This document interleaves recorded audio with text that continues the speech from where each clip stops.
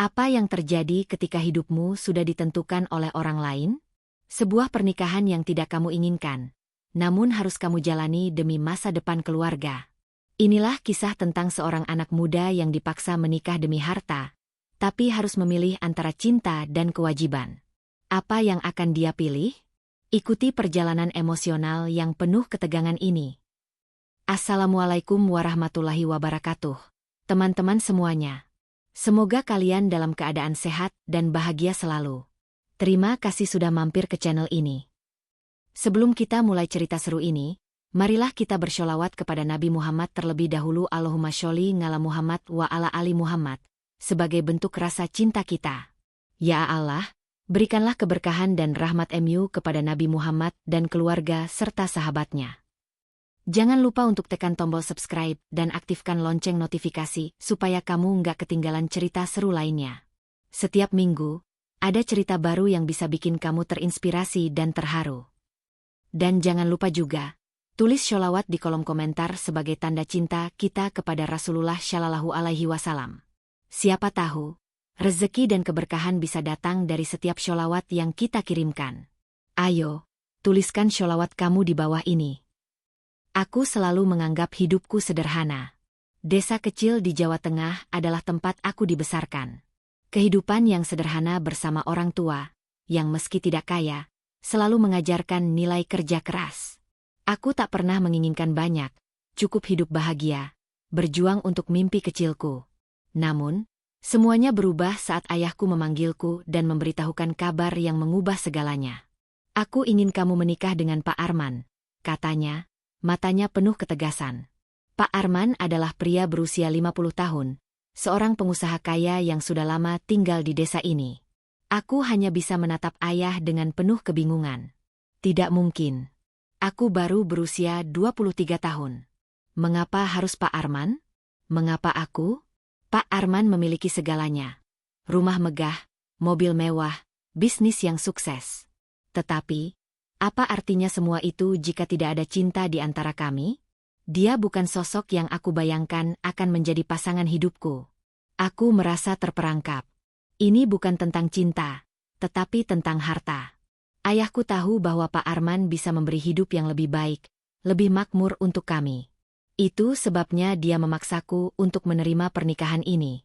Apa pilihan yang aku punya selain mengikuti keinginan orang tua? Aku tahu ini berat. Tapi ini untuk masa depan kita. Keluarga kita tak bisa terus hidup seperti ini, kata ayah dengan nada penuh harapan. Aku tahu dia hanya menginginkan yang terbaik. Namun, itu tak membuatku merasa lebih baik. Pak Arman bukan orang yang aku kenal.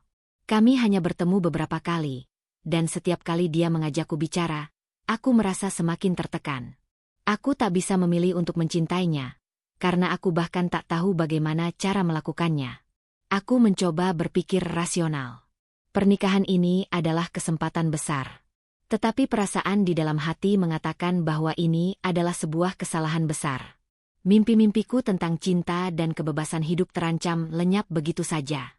Namun, tak ada yang bisa kutolak. Aku tahu, aku harus menerima ini, meskipun hatiku menentangnya. Pak Arman adalah nama yang sudah lama dikenal di desa kami. Dia bukan hanya seorang pengusaha kaya, tetapi juga orang yang sangat berpengaruh. Rumahnya megah, terletak di ujung desa, jauh dari keramaian. Meski usianya sudah 50 tahun, dia terlihat lebih muda dari usianya. Tubuhnya tegap, matanya tajam, dan suaranya berwibawa. Setiap kali dia berbicara, orang-orang selalu mendengarkan. Namun, aku tak pernah benar-benar mengenalnya. Satu-satunya hal yang aku tahu tentang Pak Arman adalah reputasinya sebagai seorang pengusaha sukses. Itu pun tak membuatku merasa nyaman. Ada sesuatu dalam dirinya yang membuatku merasa tertekan setiap kali berada di dekatnya. Terlebih, Pak Arman selalu berusaha untuk mendekatkan diri padaku, meski aku tak pernah menginginkannya. Semua terasa canggung. Hari pertama aku bertemu dengan Pak Arman setelah percakapan dengan ayahku berlangsung di sebuah restoran mewah. Suasana di sana sangat berbeda dengan rumah kami yang sederhana. Semua orang mengenakan pakaian formal, berbicara dengan suara pelan dan sopan, sementara aku hanya duduk di sana, merasa seperti orang asing. Pak Arman datang dengan senyuman lebar, mengenakan jas hitam yang tampak sangat mahal. Dia memelukku dengan ramah, namun aku merasakan jarak yang besar di antara kami. Aku merasa terjepit. Senang bisa bertemu denganmu, Rika, katanya dengan senyum lebar, matanya menatapku penuh harapan. Aku berharap kamu nyaman di sini. Aku akan selalu berusaha membuatmu bahagia. Aku hanya bisa tersenyum kecil. Kata-katanya terdengar begitu manis, namun aku tahu bahwa itu hanya permainan kata-kata. Aku bukanlah seseorang yang bisa dibujuk dengan harta dan kata-kata manis semata. Aku tak bisa mencintainya hanya karena dia kaya. Selama makan malam, Pak Arman berusaha menceritakan banyak hal tentang hidupnya, tentang bisnis yang telah dia bangun, dan tentang bagaimana dia ingin melanjutkan warisannya. Aku hanya mendengarkan, mataku tertunduk, berusaha menghindari pandangannya. Meski dia berbicara dengan penuh semangat, aku tetap merasa kosong. Tidak ada yang bisa menghubungkanku dengannya, selain ikatan yang dipaksakan oleh orang tuaku. Aku ingin menolak, tetapi setiap kali aku berpikir tentang hal itu, rasa takut akan masa depan kami yang penuh ketidakpastian menghantui. Aku tahu bahwa ini adalah kesempatan yang tidak bisa aku sia-siakan, tetapi aku juga merasa terhimpit di tengah dua pilihan yang sama-sama berat. Setiap malam aku terjaga, bertarung dengan pikiran yang bergejolak. Perasaan cemas dan bingung terus menghantui. Di satu sisi, aku tahu pernikahan dengan Pak Arman akan mengubah hidupku dan keluarga menjadi lebih baik. Harta dan kemewahan akan mengalir deras, dan kehidupan kami yang sederhana akan berganti menjadi kemewahan yang tak pernah kami bayangkan. Ayahku selalu berkata bahwa ini adalah jalan yang terbaik, tetapi di sisi lain, hatiku terasa hampa. Aku dipaksa untuk menikah dengan seseorang yang tak kucintai, bukan karena aku tak menghargai Pak Arman, tetapi karena aku merasa tidak ada ikatan emosional yang menghubungkan kami. Pernikahan ini lebih mirip sebuah transaksi bisnis daripada ikatan cinta.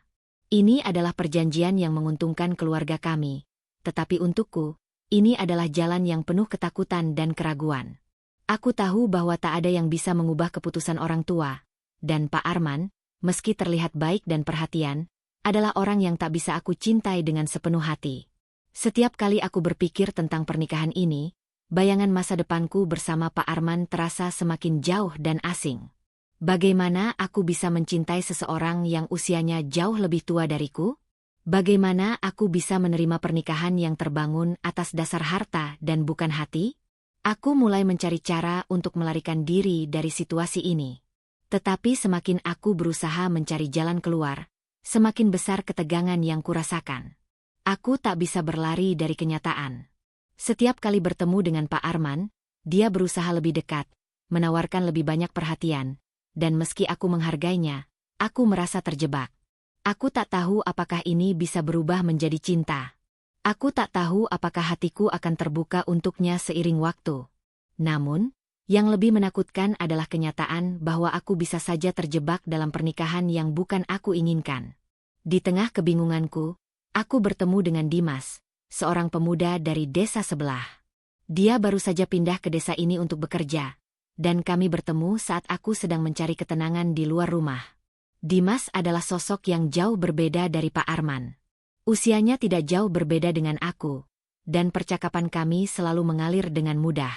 Tanpa sadar, aku mulai merasa nyaman dengannya, berbicara tentang apapun yang menggangguku, termasuk pernikahan yang dipaksakan ini.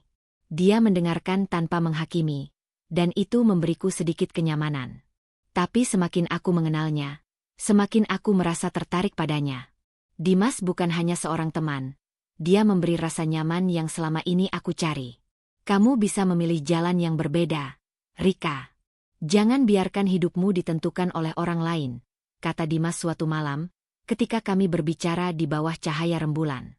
Aku tahu dia benar, tetapi melangkah keluar dari pernikahan yang sudah dipersiapkan oleh keluarga bukanlah keputusan yang mudah. Aku merasa berada di persimpangan jalan, dengan dua pilihan yang sangat berbeda. Apakah aku harus mengikuti kata hati dan mencari kebahagiaanku sendiri, atau tetap mengikuti perintah orang tua demi masa depan yang lebih baik, meski itu tak membuatku bahagia? Hari-hari berlalu, dan semakin aku berusaha menerima kenyataan, semakin kuat dorongan untuk melarikan diri. Hidupku yang dulunya sederhana kini terasa seperti sebuah perangkap yang tidak bisa aku hindari. Setiap percakapan dengan ayahku, setiap tatapan Pak Arman, semuanya membuatku merasa semakin terperangkap. Aku tahu apa yang diinginkan orang tua, keamanan, kenyamanan, dan masa depan yang lebih baik untuk kami. Namun, ada bagian dalam diriku yang terus memberontak. Aku tidak bisa hidup seperti ini selamanya. Aku tidak bisa dipaksa untuk mencintai seseorang yang tidak aku pilih. Dimas, dengan semua ketulusannya, mulai memberikan pandangan baru. Dia tidak menawarkan solusi instan, tetapi memberi aku ruang untuk berpikir.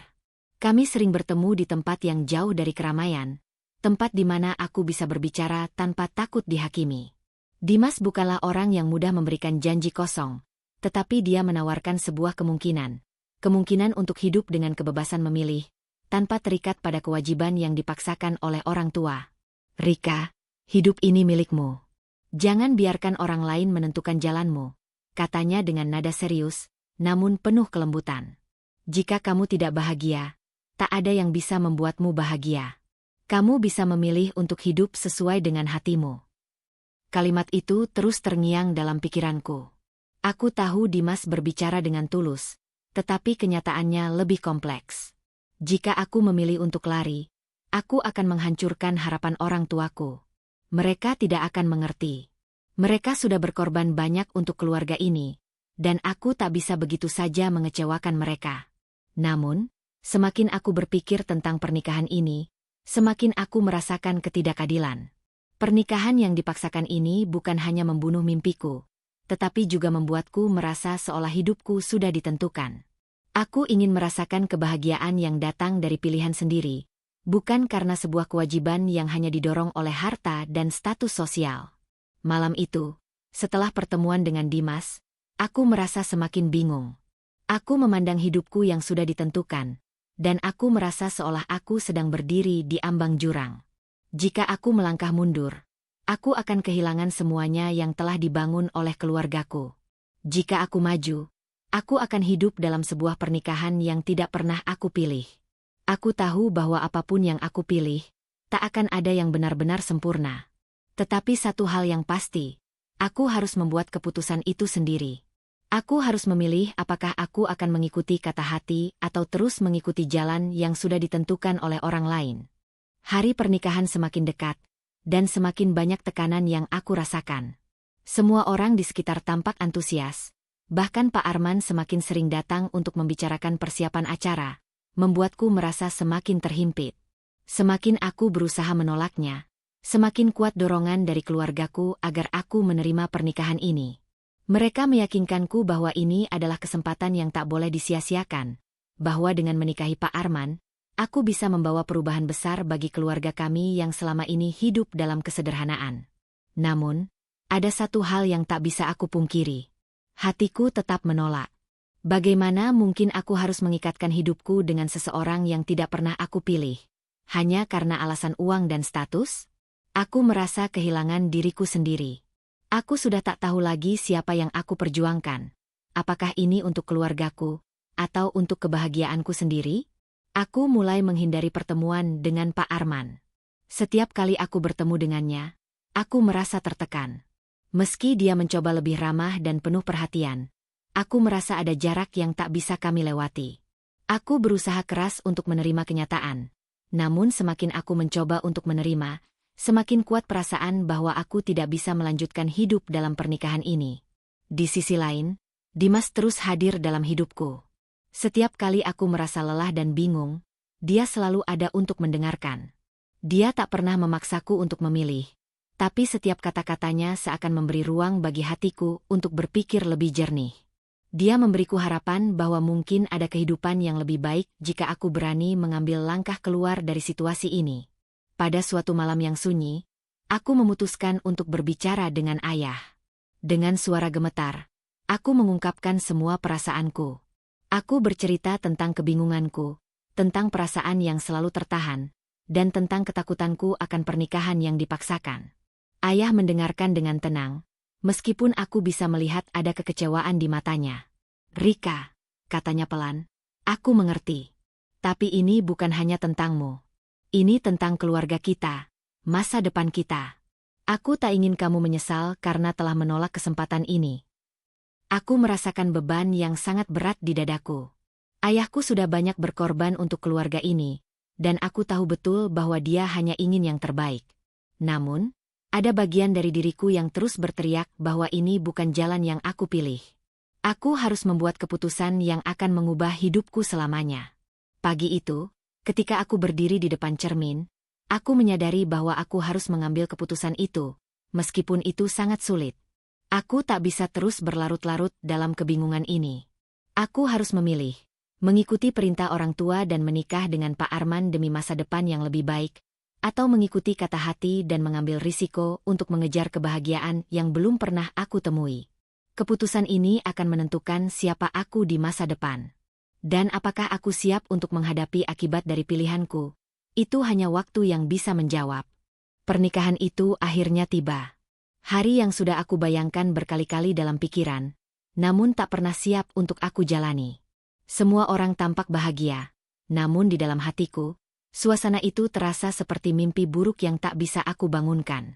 Aku berjalan ke altar dengan langkah yang berat, seolah setiap langkahku semakin menjauh dari diriku sendiri. Pak Arman menunggu di ujung sana, mengenakan jas hitam yang elegan, wajahnya penuh senyum dan harapan. Di sisi lain, ayah dan ibu duduk di kursi depan, menatapku dengan penuh kebanggaan. Aku tahu mereka menginginkan yang terbaik, dan mereka berharap aku juga merasa bahagia. Namun, bagaimana mungkin aku merasa bahagia? Bagaimana aku bisa tersenyum ketika hatiku terasa kosong? Aku terus berusaha menenangkan diri, berulang kali berkata pada diriku sendiri, ini adalah keputusan yang benar. Ini untuk keluarga, untuk masa depan. Tetapi suara hati yang menentang keputusan ini tak bisa aku padamkan. Aku merasa terperangkap dalam sebuah dunia yang tak pernah aku pilih. Saat aku sampai di altar, Pak Arman menggenggam tanganku dengan lembut. Di matanya, aku bisa melihat bahwa dia benar-benar menginginkan pernikahan ini. Mungkin baginya ini adalah kesempatan untuk memiliki seseorang yang lebih muda, yang bisa menjadi pendamping hidupnya. Tetapi bagi aku, ini lebih dari sekadar ikatan pernikahan. Ini adalah perjanjian yang aku rasakan sebagai kewajiban, bukan pilihan. Tiba saatnya untuk mengucapkan sumpah. Suara pendeta yang menggema di ruangan terasa begitu berat. Ketika namaku disebut, aku menelan ludah, berusaha untuk mengendalikan suara yang mulai tercekat di tenggorokan. Aku harus melakukannya. Aku harus mengatakan kata itu. Tapi apa yang terasa di hatiku tidak bisa ditahan lagi. Iya, jawabku akhirnya, dengan suara yang hampir tak terdengar. Aku merasa dunia berhenti sejenak. Semua suara seakan menghilang. Hanya ada aku dan perasaan kosong yang menguasai seluruh tubuhku. Aku baru saja mengikatkan diri untuk menjalani hidup bersama seseorang yang tak pernah aku pilih. Aku merasa seperti aku telah menjual kebahagiaanku demi kenyamanan yang tak pernah aku inginkan. Setelah aku mengucapkan kata, iya, aku berbalik melihat ayah dan ibu. Mereka tersenyum bangga, tak menyadari betapa berat beban yang aku rasakan. Aku tahu mereka senang, dan aku tak bisa menghancurkan kebahagiaan mereka. Aku mencoba tersenyum, meski rasanya seperti ada sesuatu yang tertahan di dadaku. Pak Arman menggenggam tanganku lebih erat, menuntun aku keluar dari altar, dan di luar sana, dunia seolah menyambut kami. Tapi aku merasa, seperti aku sedang berjalan menjauh dari diriku sendiri, menuju kehidupan yang belum pernah aku pilih. Keputusan yang aku buat hari ini akan mengubah seluruh hidupku. Aku tidak tahu apa yang akan datang setelah ini, tetapi satu hal yang pasti, perjalanan ini baru saja dimulai, dan aku tak tahu apakah aku akan pernah bisa menemukan kebahagiaan di dalamnya. Terima kasih sudah menonton sampai akhir. Jangan lupa subscribe, like, dan aktifkan lonceng notifikasi agar kamu tidak ketinggalan kisah-kisah menarik lainnya. Sampai jumpa di cerita berikutnya. Jangan lupa tulis sholawat terbaikmu di kolom komentar, sebagai bentuk cinta dan doa kita bersama. Semoga sholawat yang kita tulis memberikan keberkahan kepada kita. Amin.